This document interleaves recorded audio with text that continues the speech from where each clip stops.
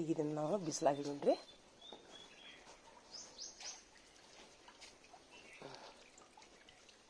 ಅಂತ ನೋಡಿದ್ರೆ ಹಿಂಗೆ ಬಿಸಿಲಾಗಿಡೋಣ. ಈಗ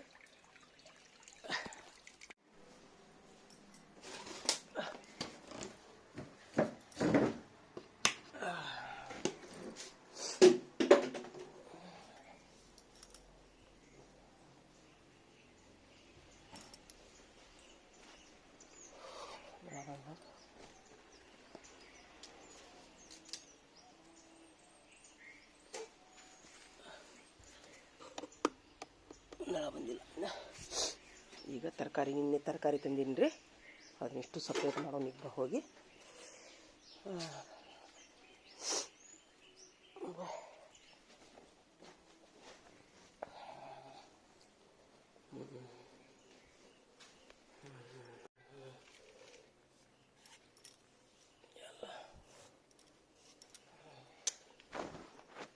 ಇದಿಷ್ಟು ನಾನು ಈಗ ಎಲ್ಲ ಸಪ್ರೇಟ್ ಮಾಡಿದ್ದು ನಾನು. ಅಬ್ಬಮ್ಮ ಕರಿಬೇವಿನ ಕಡ್ಡಿ ಇತ್ತು, ಈಗ ಅದನ್ನು ಸಪ್ರೇಟ್ ಮಾಡೀನಿ. ಇಷ್ಟು ಬದನೆಕಾಯಿ ಇದನ್ನೇನು ಮಾಡ್ತೀನಿ ಅಂದರೆ ನಾನು ಈಗ ನೋಡ್ರಿ ಅದೇನಿಷ್ಟು ಕರಿಬೇವು ಇದು, ಇದನ್ನು ಈಗ ಕರಿಬೇವು ಈ ಥರ ಕಡ್ಡಿ ಮಾಡಿ ಸಪ್ರೇಟ್ ಮಾಡಿದ್ದೀನಿ. ಇದನ್ನು ಈಗ ಇದನ್ನು ಸಹಿತ ಮಾಡ್ತೀನಿ ನೋಡ್ರಿ. ಇನ್ನೇನು ಮಾಡ್ತೀನಿ ಅಂತಂದ್ರೆ ನಾನು ಕಡ್ಡಿ ಈ ಥರ ಬಿಡಿಸಿಡ್ತೀನಿ. ಈಗ ಸಸ್ತಾ ಇರ್ತೈತಲ್ರಿ ಕರಿಬೇವು, ಅವಾಗ ಈ ಥರ ಬಿಡಿಸಿ ಇಟ್ಕೋಬೇಕ್ರಿ. ಇದನ್ನ ಬಿಡಿಸಿ ಇಟ್ಕೊಂಡು ನಾನು ಹೇಳ್ತೀನಿ ನೋಡ್ರಿ, ಕರಿಬೇವಿನ ಪೌಡ್ರ್ ಹೆಂಗೆ ಮಾಡೋದನ್ನ ಕಲಿಸ್ತೀನಿ ನೋಡಿ ಸರ್ ನಿಮಗೆ ನಾನು.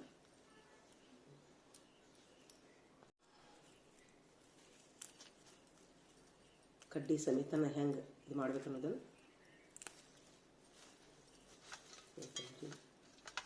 ಎಷ್ಟು ರೆಡಿ ಆಗ್ತದೆ.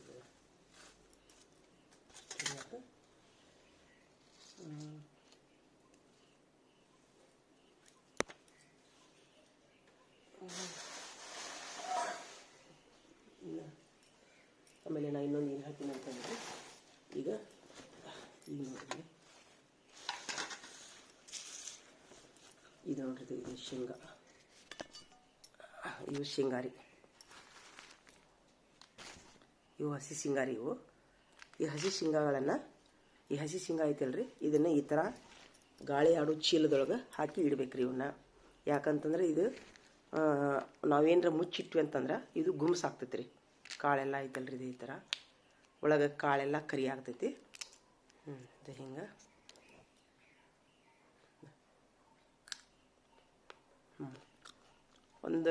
ಒಂದು ವಾರದ ಮಟ್ಟ ನಾವು ಹಸಿ ಶೇಂಗಾ ತಿನ್ಬೋದು ರೀ. ಆಮೇಲೆ ಇವು ಗಾಳಿಗೆ ಒಣಗ್ತಾವಲ್ಲ, ಈ ಥರ ಗಾಳಿ ಒಳಗೆ ನಾವು ಇಂಥ ಚೀಲದೊಳಗೆ ಹಾಕಿ ಇಡೋದ್ರಿಂದ ಒಂದು ವಾರದ ಮಟ್ಟ ನಾವು ಹಸಿ ಶೇಂಗಾ ತಿಂದು ಆಮೇಲೆ ಅವು ತಾನೇ ಒಣಗ್ತಾವ್ರಿ. ಅವು ಸಹಿತ ರುಚಿ ಹಾಕಾವ. ಆಮೇಲೆ ನಾವು ಇದಕ್ಕೆ ಪಲ್ಯಕ್ಕೆ ಅವಲಕ್ಕಿ ಇದಕ್ಕೆ ಹಾಕ್ಬೋದು ರೀ. ಇನ್ನು ಉಳ್ಳಾಗಡ್ಡಿ ಐತಲ್ರಿ, ಉಳ್ಳಾಗಡ್ಡಿ ಇವು ನೋಡಿರಿ, ಉಳ್ಳಾಗಡ್ಡಿ ಇವನು ಸಹಿತ ಈ ಥರ ಗಾಳಿ ಆಡೋ ಚೀಲದೊಳಗೆ ಹಾಕಿ ಇಡ್ಬೇಕ್ರಿ.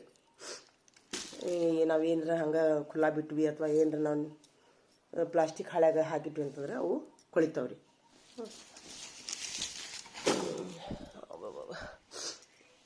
ಇನ್ನು ನಾನು ಏನು ಮಾಡ್ತೀನಿ ಅಂತಂದ್ರೆ ಮೆಣಸಿನ್ಕಾಯಿ, ಹಸಿ ಮೆಣಸಿನ್ಕಾಯಿ ಪೌಡ್ರ್ ಮಾಡೋದನ್ನು ತೋರಿಸ್ತೀನಿ ನಾ ಈಗ.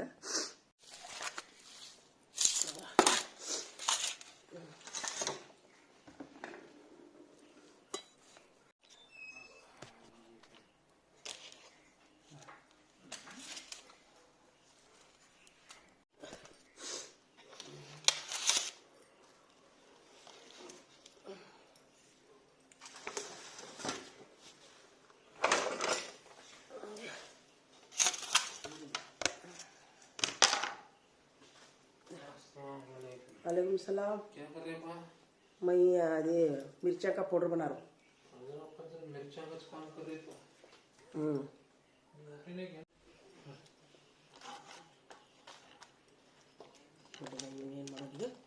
पाउडर ಮಾಡೋಣ.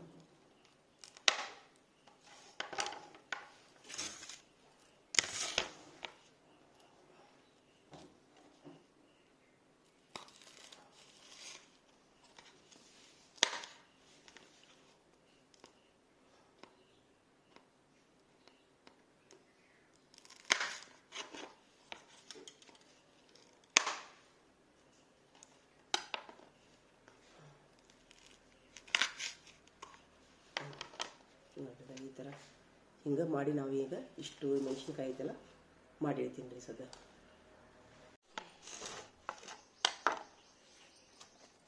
ಇದು ಭಾಳ ಉದ್ದ ಐತ್ರಿ ಇದು ಮೆಣಸಿನ್ಕಾಯಿ.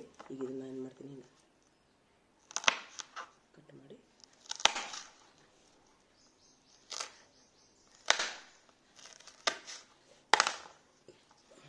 ಒಂದರಲ್ಲಿ 2 ಮಾಡಿ ನಾವು ಕಟ್ ಮಾಡಬೇಕು ಇದನ್ನ.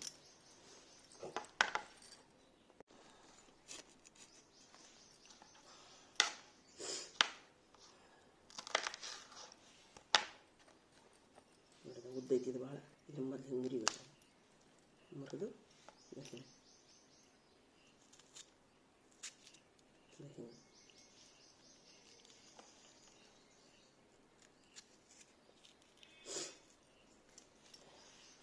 ಈಗ ನಾವು ಹಸಿಕಾಯಿ ಮೆಣಸಿನ ಪೌಡ್ರ್ ಮಾಡಿ ಇಡೋಣ ಸದ್ದ.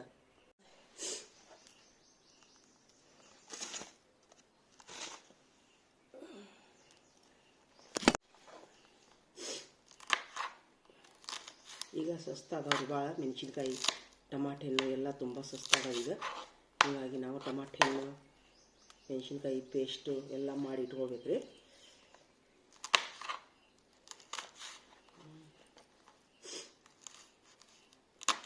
ಈಗ ನಾ ಏನು ಮಾಡ್ತೀನಿ,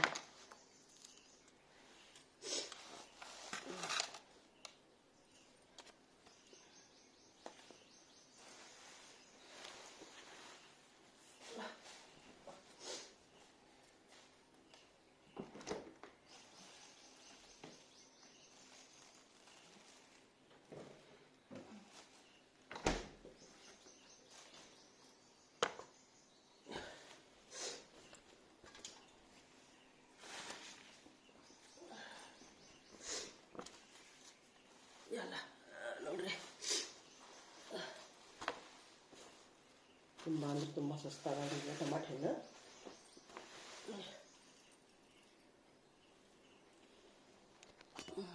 ನೋಡ್ರಿ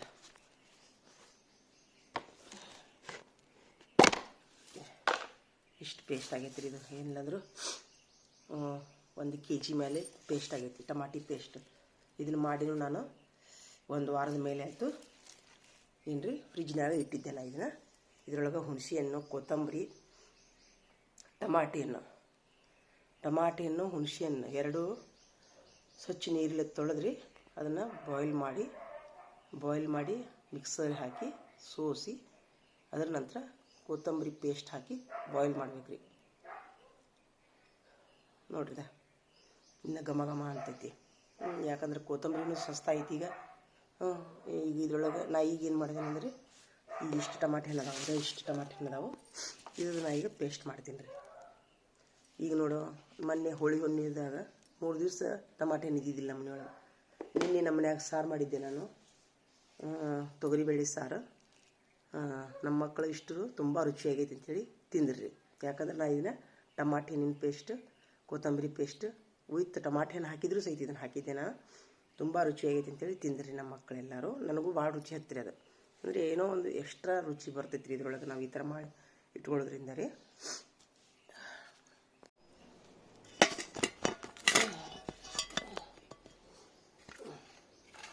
ನೋಡಿರಿ ಚಳ್ಳುಳ್ಳಿಕಾಯಿ ಸೋಸೋದೆಲ್ಲ ತೋರಿಸ್ತೀನಿ ನಾನು ನಿಮ್ಗೆ.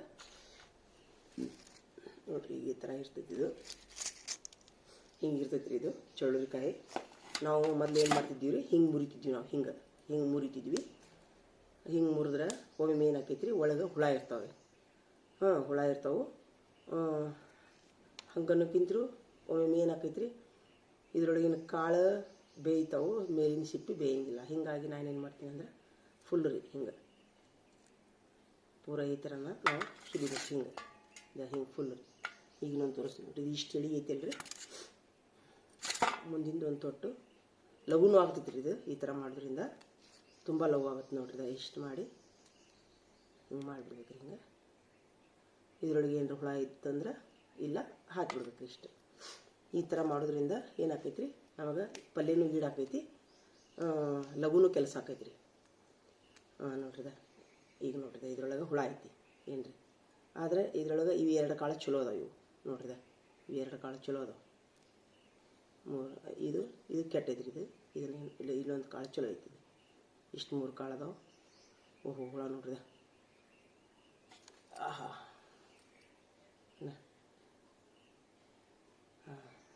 ಏನು ಹುಳ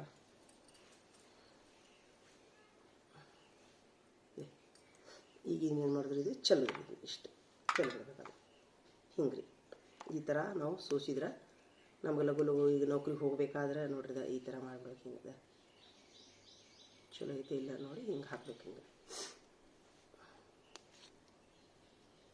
ಆಮೇಲೆ ಈ ಒಂದು ಚಳ್ಳೋರಿಕಾಯಿ ಒಳಗೆ ರೀ ತುಂಬ ಹೈ ನ್ಯೂಟ್ರಿಷನ್ ಇರ್ತೈತಿ.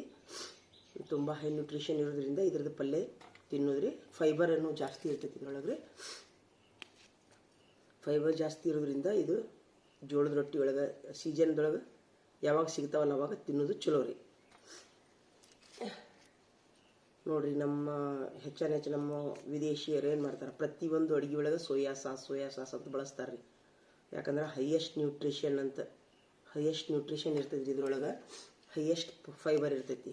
ಹೀಗಾಗಿ ನಮ್ಮ ಕರಳನ್ನು ಸ್ವಚ್ಛ ಮಾಡ್ತೈತಿ, ಇದು ಪ್ರೋಟೀನನ್ನು ಕೊಡ್ತೈತಿ ಬಾಡಿ ಒಳಗೆ. ಹೀಗಾಗಿ ಇದ್ರದ್ದು ಪಲ್ಯ ಅಷ್ಟೇ ಮಾಡಬಾರ್ದು ರೀ. ನೋಡಿರಿ ಈಗ ಚಳಿಯಲ್ಲಿ ಚಲೋ ಹಿಡಿದು ಒಂದು ಕಾಳು ಚಲೋ ಐತಿ, ಉಳಿದದ್ದೆಲ್ಲ ಕೆಟ್ಟೈತಿ.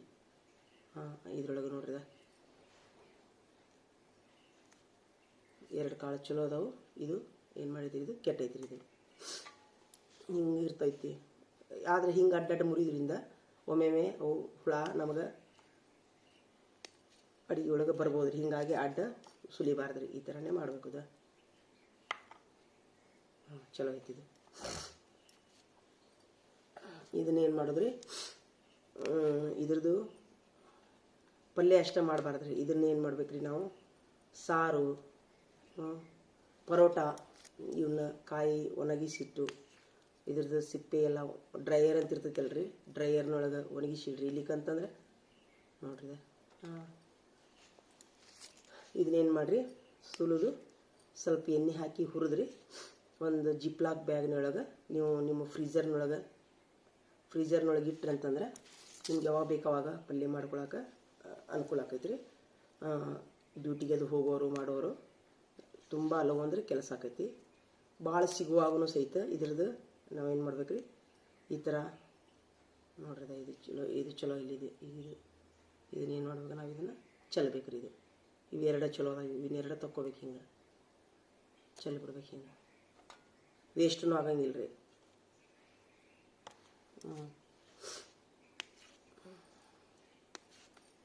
ತುಂಬ ಸೀಸನ್ದೊಳಗೆ ರೀ ಭಾಳ ಸಸ್ತಾ ಸಿಗ್ತಿರ್ತಾವೆ. 15 ರೂಪಾಯಿ ಪಾವು ಕಿಲೋ ನೋಡ್ರಿ. ಲಾಸ್ಟ್ನೊಳಗೆ ಐತಿ. ನಾ ಏನು ಮಾಡ್ತೀನಿ, ಇದನ್ನಿಷ್ಟು ಬಳಸ್ತೀನಿ ರೀ. ಹಿಂಗೆ ಅಡ್ಡ ಸುರಿಯೋದ್ರಿಂದ ತುಂಬ ಹೆಲ್ಪ್ ಆಕೈತಿ ರೀ.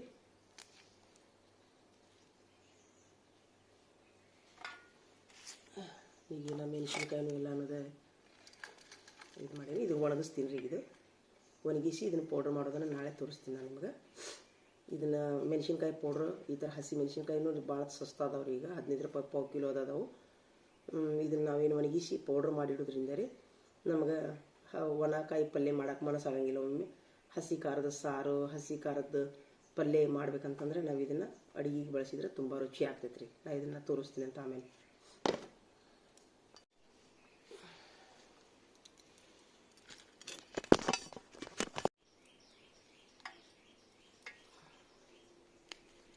ಆಮೇಲೆ ಈಗ ನೋಡಿರಿ ಬಿಸಿಲೈತಿ, ತುಂಬ ಬಿಸಿಲೈತಿ. ಈಗ ರೋಜಾ ಇರೋರು ಆದಷ್ಟು ಬೆಳಗ್ಗೆ ಅತಿ ಕಠಿಣವಾದಂಥ ಆಹಾರ ತಿಂದು ರೋಜಾ ಹಿಡಿಬೇಡ್ರಿ. ಯಾಕಂತಂದ್ರೆ ತುಂಬ ಬಿಸಿಲಿರೋದ್ರಿಂದ ನಮಗೆ ಪಚನ ಕ್ರಿಯೆಗೆ ತೊಂದರೆ ಆಗ್ತೈತಿ. ಆದಷ್ಟು ಲಘು ಆಹಾರ ಇಂಥವು ಏನೋ ಒಂದು ಮಜ್ಜಿಗೆ, ಮೊಸರು, ಇಲ್ಲಿಕಂದ್ರೆ ಮೆತ್ತನನ್ನ ಈ ಥರ ಏನಾರ ತಿಂದು ತಾವು ರೋಜಾ ಹಿಡೀರಿ. ಡ್ಯೂಟಿಗೆ ಹೋಗೋರು ಸಹಿತ, ದೂರ ಪ್ರಯಾಣ ಮಾಡೋರು ಸಹಿತ, ಮಕ್ಕಳಾದವರು ಬೆಳಗಿನ ಹೊತ್ತು ಸ್ವಲ್ಪ ಹೊಟ್ಟೆಗೆ ತಂಪು ಕೊಡುವಂಥ ಆಹಾರ ತಿಂದು ತಾವು ಕೆಲಸಕ್ಕೆ ಹೋಗ್ರಿ. ಹಿಂಗೆ ಮೊಸರು, ಅನ್ನ, ಅವಲಕ್ಕಿ, ಗೋಧಿ ಅಡುಗೆ ಸ್ವಲ್ಪ ಕಡಿಮೆ ಮಾಡಿರಿ. ಅದು ನೀರು ಕುಡಿಸುತ್ತೆ ಅದು. ಬ್ರೆಡ್ಡು, ಬಿಸ್ಕಿಟು ಇಂಥವು ಅಂದ್ರೆ ಏನು ರೀ, ಹೊಟ್ಟೆ ಹಿತ ಆಗುವಂಥ ಆಹಾರ ತಿನ್ಬೇಕ್ರಿ. ಇವು ಕಟಕ್ ರೊಟ್ಟಿ, ಇಂಥ ಕಾಳು ಪಲ್ಯ ಇದು ಮಧ್ಯಾಹ್ನ ಊಟಕ್ಕೆ ಇಟ್ಕೋರಿ. ಇದು ಮಧ್ಯಾಹ್ನ ಊಟಕ್ಕೆ ಇಟ್ಕೋರಿ. ಇದನ್ನೆಲ್ಲ ರಾತ್ರಿ ಊಟಕ್ಕೆ ಮತ್ತು ಮುಂಜಾನೆ ಊಟಕ್ಕೆ ಮಾತ್ರ ಇಂತಹ ಕಠಿಣ ಆಹಾರ ಇಟ್ಕೋಬೇಡ್ರಿ. ಯಾಕಂದರೆ ಈಗ ನಾ ಏನು ಮಾಡ್ತೀನಿ ಅಂದ್ರೆ ರೀ, ದೂರ ಪ್ರಯಾಣ ಹೋಗೋರಿಗೆ ನಮ್ಮ ಏನು ಟಿಪ್ಸ್ ಏನು ಹೇಳ್ತೀನಿ ಅಂತಂದ್ರೆ, ಆದಷ್ಟು ಹೊಟ್ಟಿಗೆ ತಂಪಾದಂಥ ಆಹಾರವನ್ನು ತಾವು ತಿಂದು ಕೆಲಸಕ್ಕೆ ಹೋಗ್ರಿ. ಯಾಕಂತಂದ್ರೆ ತಮಗೆ ದಾರಿಯೊಳಗೆ ದೂರ ಪ್ರಯಾಣ ಮಾಡೋರಿಗೆ ದಾರಿಯೊಳಗೆ ಹೊಟ್ಟೆ ಉರ್ಸಕ್ಕೆ ಚಾಲು ಮಾಡ್ತೈತಿ. ಇನ್ನು ದೂರ ಹೋಗೋದಿರ್ತೈತಿ, ಬಸ್ಸಿನ ಟಿಕೆಟ್ ತೆಗೆಸಿರ್ತೀರಿ, ಅಲ್ಲೇ ನಿಮ್ಗೆ ಶೌಚಾಲಯ ಇರಂಗಿಲ್ಲ, ಅವಾಗ ತುಂಬ ಮುಜುಗರ ಆಗ್ತೈತಿ ಮಂದಿ ಮುಂದೆ. ಹೀಗಾಗಿ ಬಹಿರ್ದೇಶಕ್ಕೆ ಹೋಗ್ಬೇಕಂತಂದ್ರೆ ನಮಗೆ ಏನಾಗ್ತೈತಿ, ತುಂಬ ಮುಜುಗರ ಆಗ್ತೈತಿ. ಹೀಗಾಗಿ ಹೊಟ್ಟೆ ನೋವುಲಾರಂಥ ಅಜ್ವಾನ, ಬಡೆ ಸೊಪ್ಪಿನ ನೀರು ಕುಡಿದು ಅಥವಾ ಕುದಿಸ್ಕೊಂಡು ಬಾಯ್ಲ್ ಮಾಡಿ ಇಟ್ಕೊಂಡು ಬಾಟ್ಲಿಯೊಳಗೆ ಇಟ್ಕೊಂಡು ಹೋಗ್ರಿ. ಇಲ್ಲಿಕಂದ್ರೆ ಒಂದು ಜೀರಾ ಬಾಟ್ಲಿ ಕಾಯಂ ನಿಮ್ಮ ಬ್ಯಾಗ್ನಲ್ಲಿ ಇಟ್ಕೋರಿ, ಡ್ಯೂಟಿಗೆ ಹೋಗೋ ಹೆಣ್ಮಕ್ಳು ಅಥವಾ ಜೇಂಟ್ಸ್ ಆಗಿರಲಿ. ಯಾಕಂದ್ರೆ ಈಗ ಅತಿ ಹೀಟ್ ಆತಂದ್ರೆ ಹೊಟ್ಟೆಯೊಳಗೆ ರೀ ಹೊಟ್ಟೆನೂ ಚಲೋ ಆಗುತ್ತೆ. ನೋಡಿದ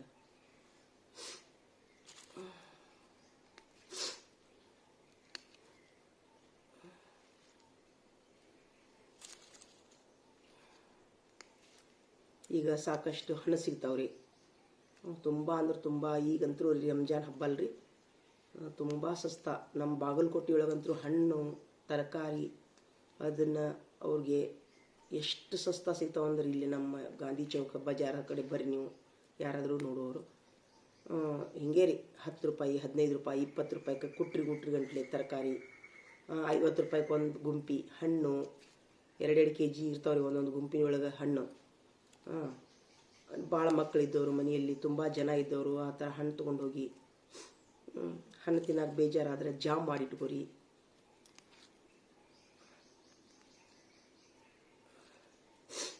ಈಗ ಟಮಾಟೆ ಹಣ್ಣು ತುಂಬ ಸಸ್ತ ಅದಾವು, ಆ ಟಮಾಟೆ ಹಣ್ಣಿನ ಪೇಸ್ಟ್ ಮಾಡಿಟ್ಕೋರಿ.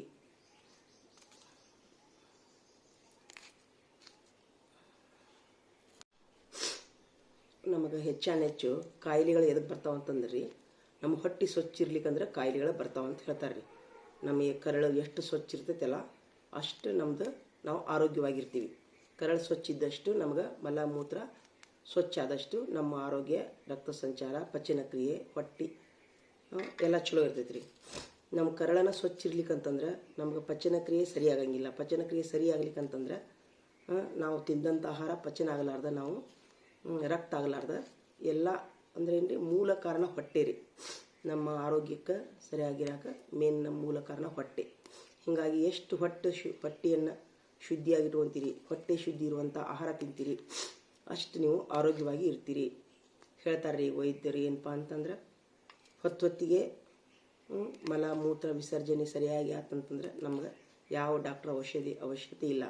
ಹೀಗಾಗಿ ನಾವು ಸದಾ ಏನಪ್ಪ ಅಂತಂದ್ರೆ ಯಾವ ಹೊತ್ತಿಗೆ ಏನು ತಿನ್ನಬೇಕು, ಇಡೀ ದಿವಸದೊಳಗೆ 3 ಹೊತ್ತೂ ಸಹಿತ ಗಟ್ಟಿ ಆಹಾರ ತಿನ್ನಬಾರ್ದು, 3 ಹೊತ್ತು ಸಹಿತ ತಿಳಿ ಆಹಾರ ತಿನ್ನಬಾರ್ದು, 3 ಹೊತ್ತು ಸಹಿತ ಉಪವಾಸ ಇರಬಾರ್ದು. ಡಯಟಿನ ಹೆಸರಿನೊಳಗೆ ಉಪವಾಸ ಮಾಡಬಾರ್ದು ರೀ. ಒಂದು ಇಡೀ ದಿವಸದೊಳಗೆ 1 ಹೊತ್ತು ಗಟ್ಟಿ ಆಹಾರ ಇರಲಿ, 1 ಹೊತ್ತು ತಿಳಿ ಆಹಾರ ಇರಲಿ, ಇನ್ನೊಂದು ಹೊತ್ತು ಹಣ್ಣು ಇರಲಿ. ಏನ್ರಿ ಯಂಗ್ ಏಜ್ನವ್ರಿಗೆ ಹೇಳೋದ್ರಿಂದ ನಮ್ಮಂಥ ವಯಸ್ಸಾದವ್ರಿಗಂತೂ ರೀ ಅವ್ರಿಗೆ ಹೊತ್ತಿಗೆ ಬಿಸಿ ಊಟ ಇರಬೇಕ್ರಿ. ಅವ್ರಿಗೆ ವಯಸ್ಸಾದವ್ರಿಗೆ ಅವ್ರಿಗೆ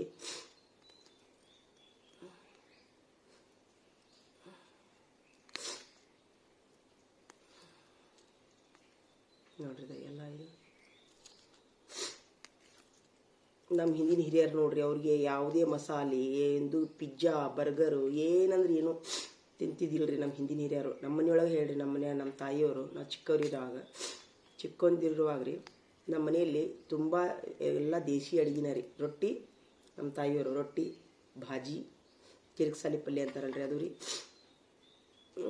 ವಾರಕ್ಕೊಂದ್ಸರಿ ನಮ್ಮ ತಂದೆಯವರು ಮಟನ್ ತೊಗೊಂಬರ್ತಿದ್ರು. ಆದ್ರೆ ಹೆಚ್ಚು ನಮ್ಮ ಮನೆಯಲ್ಲಿ ರೊಟ್ಟಿ ನೋಡ್ರಿ ಇಷ್ಟದ ಇದು. ಆದರೆ ಇದ್ರೊಳಗೆ ಒಂದು ಕಾಳು ಚಲೋ ಐತಿ, ಇದು ಉಳಿದದ್ದು ಕೆಟ್ಟೈತಿ. ಇದ್ರೊಳಗೆ ಒಂದು ಕಾಳು ಚಲೋ ಐತಿ, ಇಳಿದದ್ದು ಕೆಟ್ಟೈತಿ ರೀ. ಇದು ಇಷ್ಟು 3 ಅವೇ ರೀ ನೋಡ್ರಿ, ಹೈಯೆಸ್ಟ್ ಪ್ರೋಟೀನ್ ಇರ್ತೈತಿ ಇದ್ರೊಳಗೆ. ಇವನ್ನ ಕಾಳು ತೆಗೆದಿಟ್ಕೊಂಡು ನೀವು ಪರಾಟ ಮಾಡೋ ಮುಂದೆ ಇದನ್ನು ಬಳಸ್ಕೋಬೋದು. ಗೋಧಿ ಹಿಟ್ಟಿನೊಳಗೆ, ಜೋಳದ ಹಿಟ್ಟಿನೊಳಗೆ